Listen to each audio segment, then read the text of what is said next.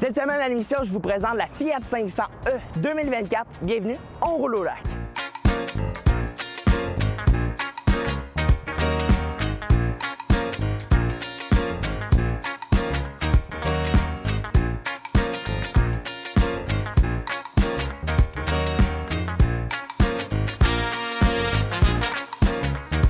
Cette semaine, j'ai décidé de conduire la Fiat 500e 2024. Nouveau produit 100% électrique et le seul produit 100% électrique actuellement disponible dans la gamme du côté de Stellantis pour le marché nord-américain. On arrive quand même avec un produit qui personnellement me plaît beaucoup, surtout dans son aspect design. Bien entendu, on a le prix qui va avec ce véhicule-là qui pourra certainement charmer une grande partie des acheteurs, mais je peux vous dire tout de suite que le style qu'on a choisi pour la Fiat ne déchante pas par rapport à la précédente génération que l'on avait de la Fiat 500 à essence. Parce que lorsqu'on parle de ce design-là, on retrouve tout de suite les signatures lumineuses à l'avant. Donc ici, on aura au sommet, directement dans le capot, une lumière qui va s'y retrouver ici. On a aussi au bas les clignotants. Donc on est vraiment allé chercher quelque chose de très rond sur la Fiat 500, ce qui me plaît encore une fois. Prise d'aération au bas du pare-choc, on retrouve la calandre en noir complètement et l'inscription 500 et non le logo Fiat. Donc du côté de Fiat, on veut vraiment faire ressortir le nom 500 plutôt que Fiat et je trouve que c'est une très belle approche qu'on a faite du côté de la Fiat 500. La version que je conduis est la version d'entrée de gamme. On pourra aller avec la version La Prima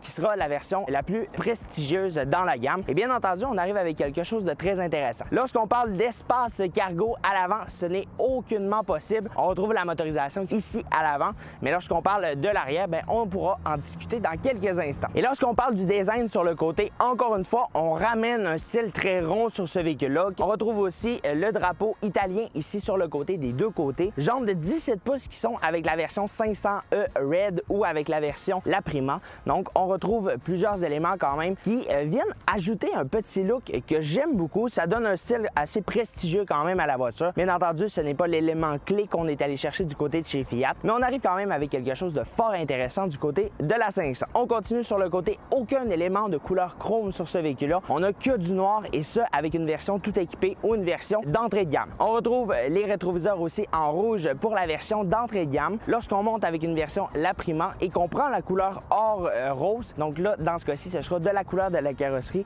mais dans le cas des autres couleurs, ce qui veut dire noir, blanc et le rouge, ce sera avec les rétroviseurs de couleur rouge. Donc, ça vient quand même donner un petit look que j'aime bien sur la Fiat 500. Et au bas, on remarque aussi les bas de caisse qui sont peints de la couleur de la carrosserie. Donc, aucun élément de plastique noir mat est laissé sur ce véhicule-là. Les contours d'ailes sont eux aussi en plastique de la couleur de la carrosserie. Donc, ça vient quand même lui donner un beau style. J'aime vraiment beaucoup le style que l'on a choisi pour la Fiat 500. Bien entendu, ça ne plaira pas à tous. Ce n'est pas un produit qui est extrêmement spacieux comme on pouvait retrouver par exemple dans la Chevrolet Bolt qui sera bien entendu une de ses concurrentes majeures malgré son départ de notre marché. Donc ça conclut l'avant et le côté du véhicule. On va se retrouver à l'arrière pour en discuter.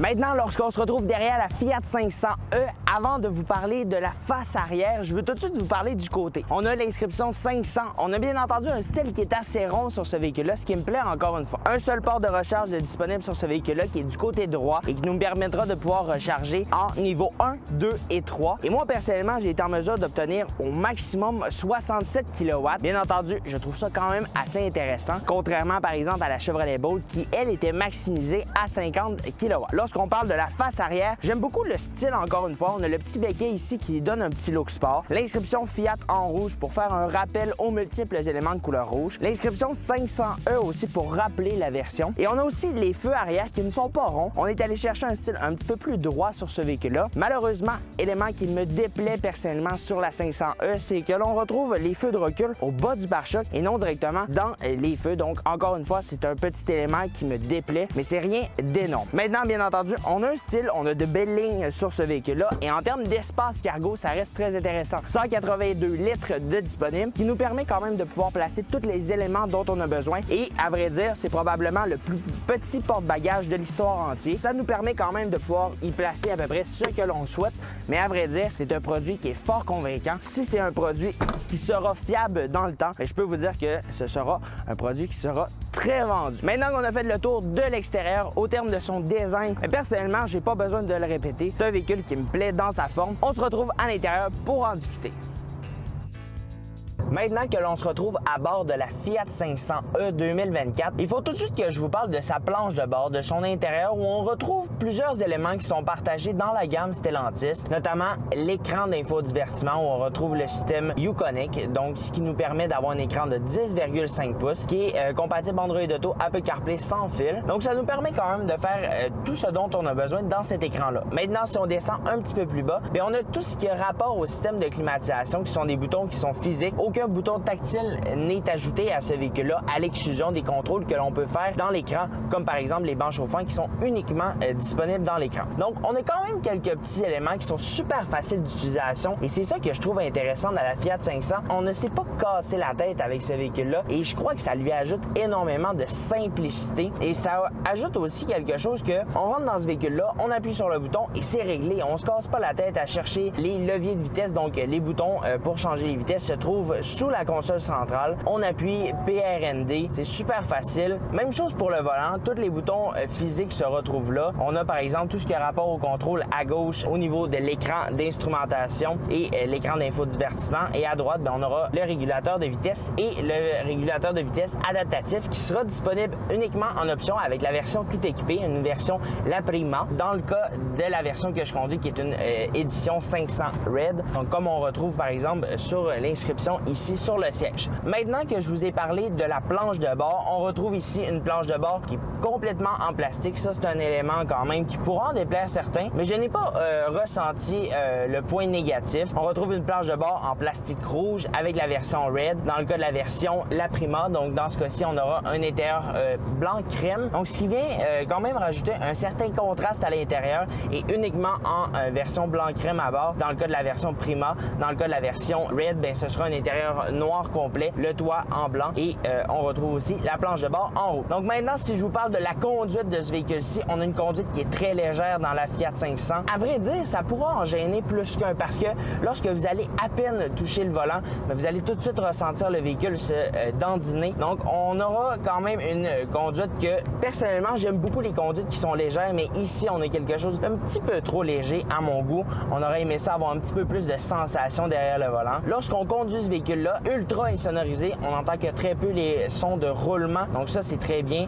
On a quand même beaucoup d'autonomie, à vrai dire. On est en mesure d'obtenir jusqu'à 253 km, que je considère quand même très bien. J'ai été en mesure de faire presque l'entièreté de mon kilométrage sur une batterie. Bien entendu, je me suis rechargé entre les 4 jours que j'ai eu le véhicule, mais comme par exemple, actuellement, je conduis le véhicule, j'ai reseté mon trip B. Depuis hier, je roule avec le véhicule, j'ai fait 161 km et il me reste 72 km annoncés selon le véhicule. Donc, je considère quand même que le 254, si vous ne faites pas d'air climatisé en stationnaire ou vous ne faites pas un usage qui va être trop excessif au terme des accélérations, on pourra clairement obtenir ce 253 km-là. Et on n'est pas allé de main morte du côté de chez Fiat. On a dit la vérité, donc ça, c'est très bon. Globalement, la Fiat 500, elle vous en offre quand même beaucoup. Une des seules qui est disponible encore à un prix qui est raisonnable. On connaît bien entendu l'histoire de la Chevrolet Bolt qui nous a quittés pour 2023, fin 2023, début 2024. On n'avait plus vraiment de compétition féroce. Bien entendu, on avait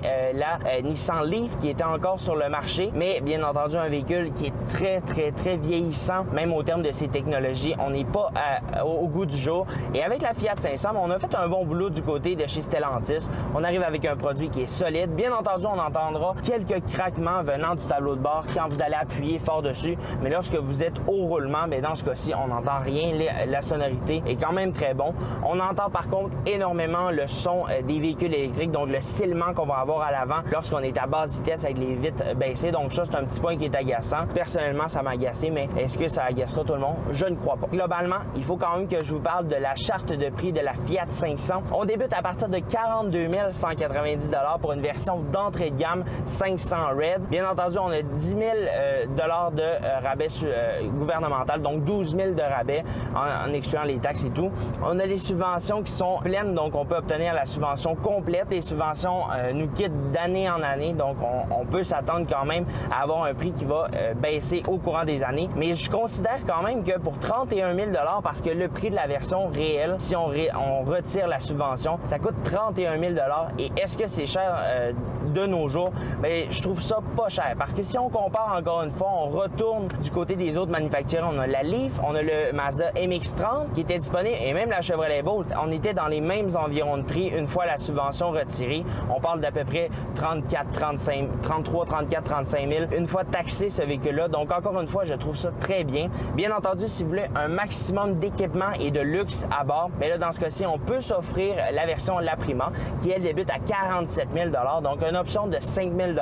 On a quand même quelque chose entre les mains qui est solide. À vrai dire, ça m'a énormément surpris. J'avais des attentes qui étaient très élevées envers ce véhicule-là. Je n'ai pas écouté aucun autre chroniqueur automobile par rapport à ce véhicule-ci. Je voulais me faire mon propre avis et à vrai dire, j'en suis très surpris. Autant son design à l'extérieur que son intérieur. On arrive avec une conduite qui est, oui, certes légère, mais on arrive avec une autonomie qui est plus que très intéressante. On arrive avec quelque chose sérieusement qui pourra faire mal à certains compétiteurs, qui sera peut-être un jour le best-seller de la gamme du côté de chez Stellantis. Bien entendu, c'est un gros vent de changement du côté de chez Fiat parce qu'on offrait jusqu'à tout récemment uniquement la version 500X, donc le VUS qui était disponible. Je crois que le point négatif du côté de chez Fiat avec la Fiat 500 reste quand même la mentalité des gens qu'on aurait eu peur de Fiat en raison du Fiat 500L qui était un véhicule qui avait aucune fiabilité. Mais dans ce cas-ci, on n'a pas de motorisation à essence, on arrive avec quelque chose de tout nouveau. La batterie, on a une batterie de 42 kW sur ce véhicule-là et on offre quand même quelque chose de très intéressant. Bref, j'ai vraiment beaucoup confiance en ce véhicule-ci. Je peux vous dire que